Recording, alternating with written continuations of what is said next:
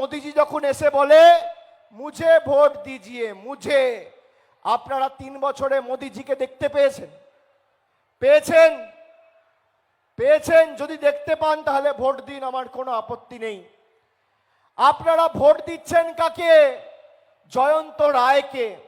একটা ব্রিজ বানাতে পেরেছে মেকলিগঞ্জের এখানে, রেলওয়ে ক্রসিং এর একটা সমস্যা রয়েছে হলদিবাড়ির দিকে, একটা ওভারহেড একটা ফুট ব্রিজ বানাতে পেরেছে রেলের তরফ থেকে, 1 লাখ টাকা আনতে পেরেছে। 5 বছরে কোভিডের সময়, আমফানের সময়, বিধ্বংসী ঘূর্ণিঝড়ের সময় কাকে দেখতে পেয়েছেন? তৃণমূল ছিল, আছে আর থাকবে। আর আজকে আপনারা যেভাবে আমাদের আশীর্বাদ করলেন, আমি আপনাকে বলছি আজকের পর আমার কাছে ডায়মন্ড হারবার যা, আমার কাছে জলপাইগুড়িও